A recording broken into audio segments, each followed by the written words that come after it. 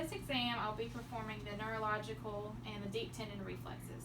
So the first thing I'm going to start out with is the 12 cranial nerves. So I'm going to go through each one of those, and I'm going to have the patient perform something that goes along with each nerve to test and make sure everything's normal.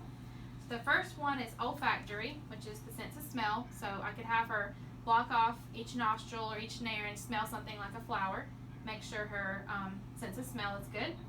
Number 2 is the optical, which is her eyes. So see, she wears glasses, but we could use the Snellen eye chart. I could have her block off with like a card or her hand on each eye. We could go through and test her vision with that. Number 3 is the oculomotor. It tests the eye muscles. So I'm going to have her follow my finger.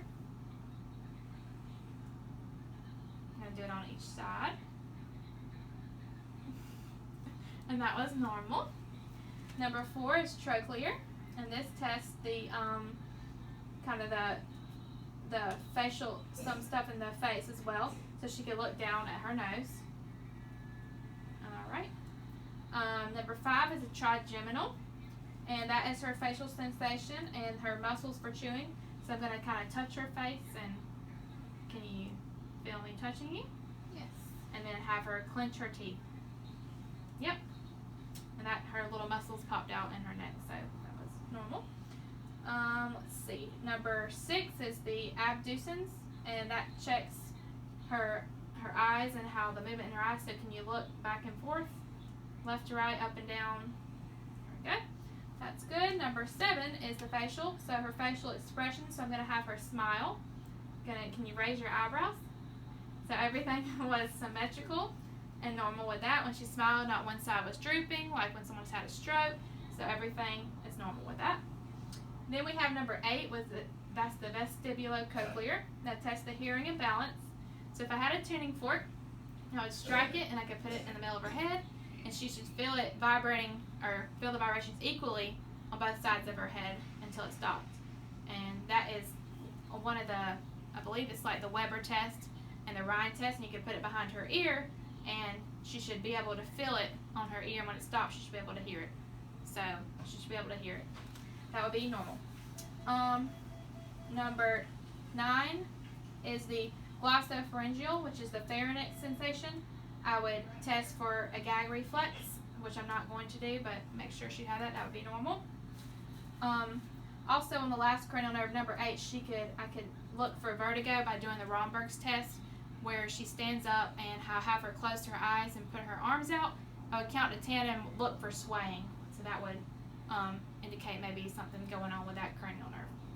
Okay, on to number 10 is the vagus. This is the muscles in her throat, her larynx, pharynx. I would check for hoarseness, and she's not hoarse, but then I'm going to ask her, can you say ah? Okay, that's normal. Number 11 is the accessory muscles. This is the muscles in her trapezius and the sternocleidomastoid right in here. I'm going to ask you to move your head left and right, up and down. I'm going to ask you to can you move your shoulders up and down? Yep. Okay, that's good. And then number 12 is the hypoglossal, which is her tongue muscles. I'm going to ask you to stick out your tongue. Can you move it left and right? Yep, that's good. So that is all of the cranial nerves. Now we're going to test the deep tendon reflexes. If I had a reflex hammer, I would use that, which I don't have. But we could start up here with her arms.